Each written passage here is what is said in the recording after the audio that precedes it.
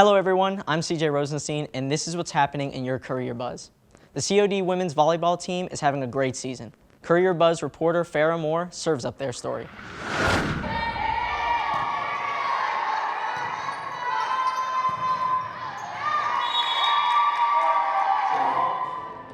COD's women's volleyball team is serving purpose to this year's season. They've made record-breaking progress and are fighting their way to the top. With hard work and dedication, they have every chance to end the season off with a spike. The team is currently sitting on a 26-3 record and is ranked 4th in the NJCAA Division III. Coach Talis Koskaneris knows why the team is firing on all cylinders. Preparation starts all the way from last spring. When we start doing our off-season practices and training, and I mean, this is what you see out there. For the most part, this is a 9-month project that finally comes together. And the players now understand the benefits to Coach Koskaneris' team's preparation. I didn't see it in the beginning, but Tolis had no doubt that we were going to be as good as we were, and so it's very exciting. Our practices were very specific to what we needed and to what he wanted us to show on the court. Even though the team has been having fun, they are still focused on their goal. We know what our goal is. Our goal is to go on to the playoffs and just win. So our preparation is there. We're there every day. For Courier Buzz, I'm Farrah Moore. The College of DuPage is hosting the exhibition Artfully Facing Trauma, the internal, external realities of veterans with PTSD, that features art created by veterans. We paid a visit to the exhibit that focuses on the stigma around discussing mental health and suicide, especially for veterans. So these masks were brought to us by the Road Home program, which you'll learn more about in a little bit. And all the masks represent each veteran's take on the stigma of seeking mental health care or having a mental health issue. So the front of the masks is what they show the world, and the back of the masks, if you turn them, are what they keep to themselves, what they feel ashamed of. It represents everything that they hold inside.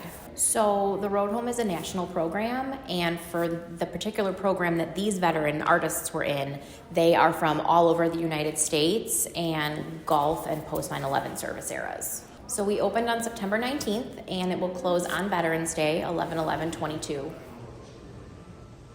My name is Modi Lavin, and I am involved with COD as we partnered with them to put on the Veteran Mask exhibit. And the Road Home program is a mental health clinic located in the West Loop of Chicago, and we help veterans and their families that are struggling with PTSD and other mental health issues. The Road Home program, along with this art exhibit, has a resource table in the room across the way with a lot of information, brochures, and other things that you can help yourself to, explaining exactly what the Road Home program does. The exhibition, Artfully Facing Trauma, the internal, external realities of veterans with PTSD, is on display through Friday, November 11th. For more information about this exhibition, contact the Veterans Service at veterans@cod.edu or call 630-942-3814. The exhibit is free and open to the public. Get in the spirit. The college's annual Spirit Week will have events to bring the students together. The events include making your own tote bag on Tuesday, popcorn and M&Ms on Wednesday, and much more. These events leading up to the Halloween dance on Friday, October 28th at 7 p.m. in the Student Life Lounge. Tickets are $5 and can be purchased at the Office of Student Life. For any questions about the dance or any of the activities next week, please call 630-942-2243. With more students coming back to campus following the pandemic, hungry students clamor for more on-campus food. But where have all the options gone? Courier Buzz reporter Ruben Garcia tells us about the college's culinary plans. The options that are available at COD was not always what we had. Many restaurants closed down soon after quarantine and left COD unsure of what was next. We have our Subway store open. We also have a venue we are calling Chaps, and that is a rotating restaurant. So our Chaps venue changes every week. Right now we are serving burgers.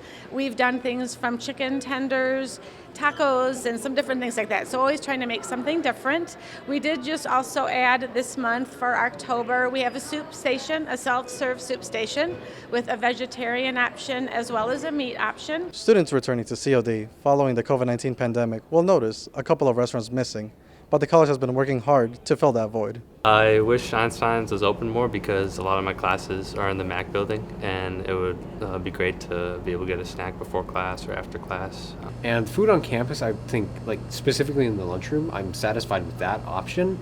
In the vending machines, I do wish there were some more options. Well, I think that it's a bit of a shame that the Einstein Bros closed because everyone in the Mac doesn't really have a good option for snacks. They have to go all the way across campus to get to the cafeteria. We are trying to provide as much variety as we can in this time where things are a little more challenging with labor. For Courier Buzz, I'm Ruben Garcia. As reported in August, nearly 4,000 beagles were rescued from a medical research facility in Virginia. 100 of those beagles looking for forever homes after being rescued found their way to Elgin, Illinois. We introduce you to one family who gave one of these beagles a new home.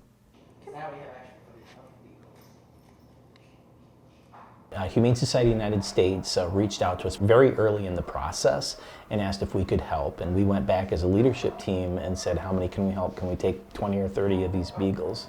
And we think that the public will get behind this. And we said, let's take 100 of them. So we promoted that we were bringing the beagles back, and we had such a tremendous response. We had over 200 people sign up to foster the 100 beagles that we were bringing back.